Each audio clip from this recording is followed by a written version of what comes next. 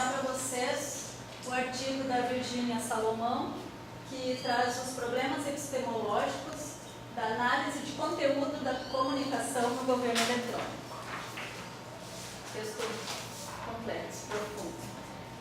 Então eu coloquei um resumo que ela traz no artigo mesmo, que é a comunicação efetivada pelo governo eletrônico. Ela trata de um relacionamento vital ao desenvolvimento de direitos fundamentais, de prerrogativas cidadãs e não de mera desburocratização estatal. Se não é mais possível, então, falar em democracia sem o ingresso de uma sociedade, a era informacional, então, quanto mais se deve esperar que as novas tecnologias da informação e comunicação ajudem nesse cumprimento da governabilidade democrática. Então, é por essa razão que os novos problemas epistemológicos estão postos às análises de conteúdo enquanto instrumento particular de produção do conhecimento.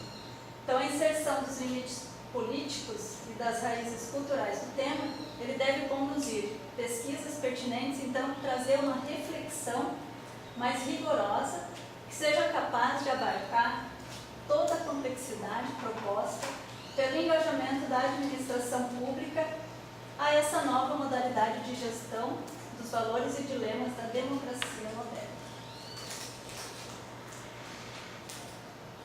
Então, o que ela traz aqui?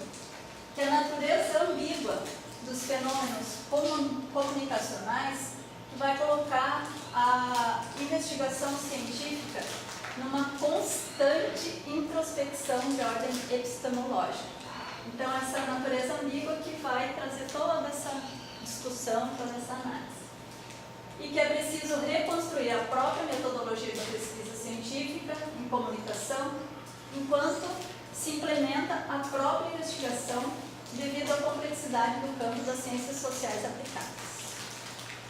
Então, é necessário que se discuta a epistemologia das ciências sociais ao analisar a análise de conteúdo da comunicação online e governamental, e ela traz um alerta quanto ao principal objeto de análise, que é o conteúdo governamental. Então, como exemplo, ela vai trazer a metodologia específica de análise desses conteúdos dos meios de comunicações. Então, se o objeto analisado é a comunicação online, o objeto analisado vai ser, então, a comunicação online no setor público. A problemática que a Virginia traz, que é envolvida nessa pesquisa, ela é pouco tratada na literatura nacional e as abordagens predominantes são quantitativas. Essa análise sempre, aliás, esse conhecimento, esse conteúdo, ele é geralmente produzido por pesquisadores das áreas de administração empresarial, marketing, publicidade e propaganda e da própria informática.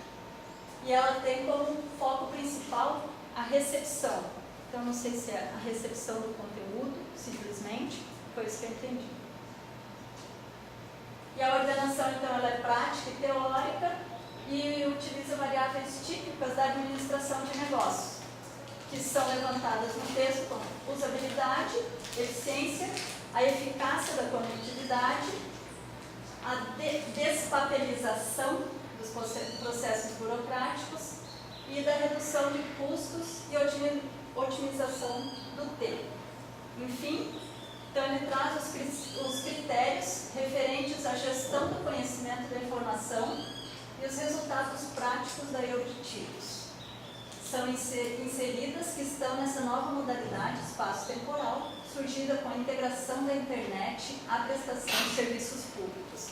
Então, eu estou mantendo bem o texto original, porque ela traz assim, umas palavras que eu gostei. Então, quando o foco ele centra-se na produção dessas ferramentas tecnológicas, as pesquisas elas se preocupam com a redução dos custos somente, trazidas com a implantação dessa interface à tradicional receita administrativa das empresas. Novos parâmetros, que são os gerenciais, são absorvidos pela administração pública.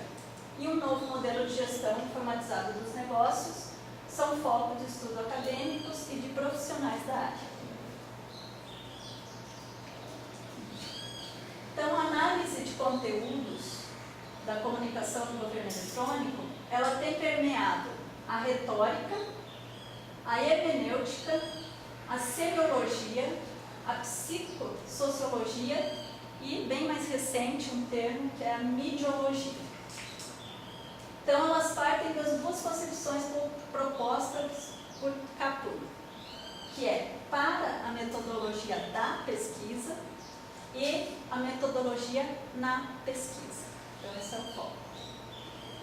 Então, Capur, ele traz o emprego a palavra para indicar o estudo, descrição, explicação e justificação dos métodos e não os próprios métodos. Então, o que ele quer verificar aqui fala dos métodos.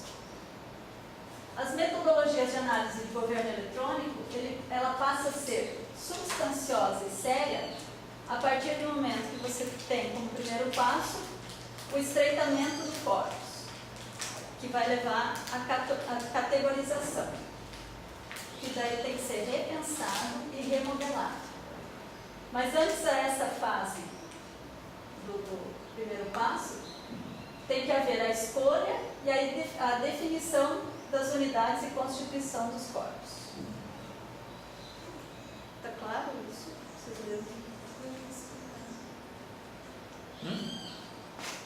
Então, o segundo capítulo, ela traz do usuário de informações ao cidadão da era informacional. Então, aqui ela traz que na administração pública, as redes e fluxos de comunicação são diferenciadas de uma organização privada. E as diretrizes e estratégias têm que observar o contexto político, sociopolítico e cultural. E esse contexto ele é muito complexo.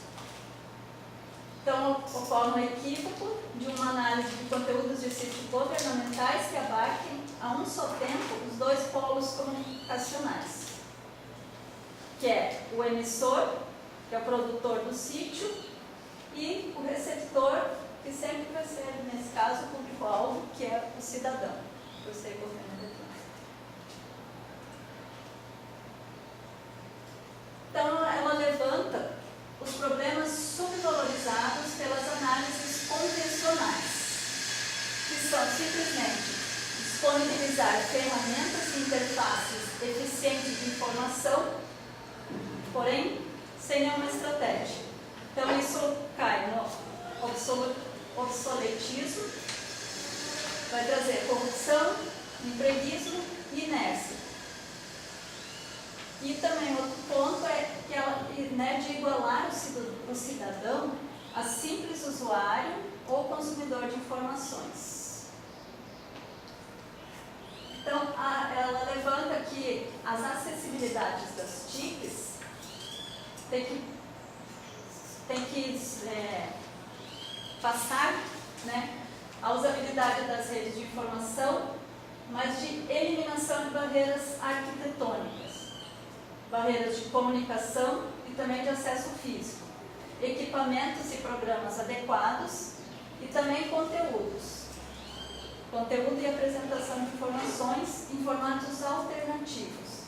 Então, tem que observar essa acessibilidade que inclui todo o social, desde deficiências físicas, a eliminação de barreiras arquitetônicas.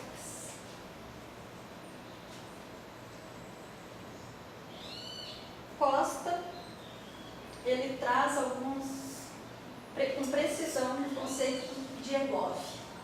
Ele levanta que é a prestação de serviços, regulamentação do funcionamento da sociedade civil, recolhimento de impostos e taxas, o governo empresa, o governo patrão e democracia direta. Como pontos positivos, primeiro ela traz que as metodologias equivocadas formulação hipotética errônea sobre o governo eletrônico e suas funções vão trazer o quê? As conclusões excessivamente positivas ou mágicas. Então, quando se tem metodologias equivocadas, né, você parte para um positivismo muito, né, muito alto. E isso traz como se fosse num passe de mágica, o governo eletrônico vai resolver todos os problemas. E de positivo, que as novas tecnologias estão democratizando a sociedade ao aumentar a participação dos cidadãos nos negócios de governo. Então, as TICs propiciam desenvolvimento humano, não apenas em seu caráter econômico, político e cultural, mas inclusive também espiritual, sendo que a gente nem consegue mais dissociar, né, todas essas questões. É preciso estabelecer o entendimento da democracia como uma cultura ainda em construção. É preciso sustentar que a tecnologia é de per si, ou seja, por si só, deontologicamente neutra, amoral. E aqui ela cita o Prince, que moral ou imoral é só o uso que devemos dar-lhe e os sus externalidades e consequências. Tradução e legenda, depois no vídeo. Ela usa a reengenharia cultural e política.